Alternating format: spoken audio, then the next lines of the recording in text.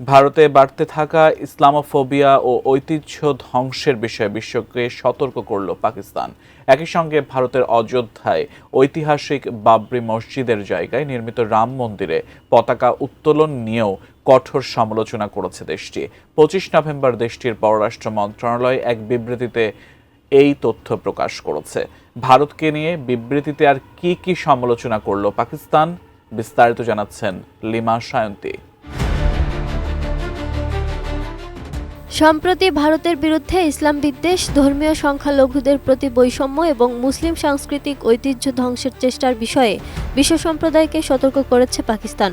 অযোধ্যার ঐতিহাসিক বাবরি মসজিদের জায়গায় নির্মিত রাম মন্দিরে সম্প্রতি পতাকা উত্তোলন নিয়ে গভীর উদ্বেগ প্রকাশ করেছে পাকিস্তানের পররাষ্ট্র মন্ত্রণালয়। তাদের মতে ১৯৯২ সালে বাবরি মসজিদ ধ্বংস এবং পরবর্তীতে সেখানে মন্দির নির্মাণ ভারতের সংখ্যালঘু সম্প্রদায়ের প্রতি বৈষম্যমূলক আচরণের একটি উদাহরণ। বিষয়টি নিয়ে দ্য ডনের প্রতিবেদন বলছে, পাকিস্তান ভারতে ক্রমবর্ধমান ইসলামফোবিয়া, ঘৃণাত্মক বক্তব্য এবং মুসলিমদের লক্ষ্য করে বিদ্বেষমূলক হামলার বিষয়ে আন্তর্জাতিক সম্প্রদায়কে দৃষ্টি দিতে আহ্বান জানিয়েছে।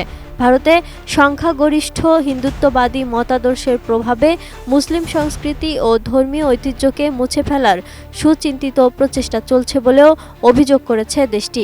এখনও অনেক ঐতিহাসিক মসজিদ ধ্বংস ও অবমাননার হুমকির মুখে রয়েছে বলেও মনে করে তারা।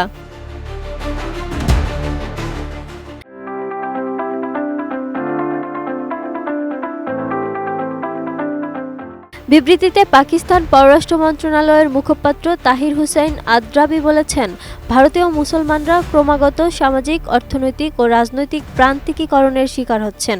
পাকিস্তান জাতিসংঘ সহ অন্যান্য আন্তর্জাতিক সংস্থাগুলোকে এই বিষয়ে গঠনমূলক ভূমিকা পালন করতে এবং ভারতের সংখ্যালঘুদের ধর্মীয় ও সাংস্কৃতিক অধিকার রক্ষা নিশ্চিত করার জন্য আহ্বান জানিয়েছে। জাতিসংঘ এবং সংশ্লিষ্ট আন্তর্জাতিক সংস্থাগুলোকে তিনি জোর দিয়ে বলেন, ইসলামী ঐতিহ্য সুরক্ষায় এবং সকল সংখ্যালঘুর ধর্মীয় ও সাংস্কৃতিক অধিকারের নিরাপত্তায় তাদের গঠনমূলক ভূমিকা পালন করতে হবে। তিনি আরও বলেন, পাকিস্তান ভারতের সরকারকে আহ্বান জানিয়েছে তারা আন্তর্জাতিক মানবাধিকার বাধ্যবাধকতার আলোকে মুসলিম সহ সকল ধর্মীয় সম্প্রদায়ের নিরাপত্তা নিশ্চিত করবে এবং তাদের উপাসনালয়গুলো রক্ষা করবে। বাবরি মসজিদ শতাব্দী প্রাচীন উপাসনালয়। ১৯৯২ সালের ৬ ডিসেম্বর এই মসজিদ ধ্বংস করে উগ্রবাদী জনতা। ভারতের পরবর্তী বিচারিক প্রক্রিয়ায় দায়ীদের খালাস দেয়া হয়। ভাঙা মসজিদের স্থানে মন্দির নির্মাণেরও অনুমতি দেয়া হয়। এই অবস্থান ভারতের রাষ্ট্রীয় সংস্থাগুলোর সংখ্যালঘুদের প্রতি বৈষম্যমূলক আচরণের পরিচায়ক বলে পাকিস্তান মন্তব্য করেছে। ভারতীয় গণমাধ্যম জানিয়েছে, ভারতের প্রধানমন্ত্রী নরেন্দ্র মোদি পবিত্র অনুষ্ঠানে ওই মন্দিরের শীর্ষে একটি গেরুয়া পতাকা উত্তোলন করেছেন, যা এর নির্মাণ কাজ আনুষ্ঠানিকভাবে সম্পন্ন হওয়ার সংকেত বহন করে।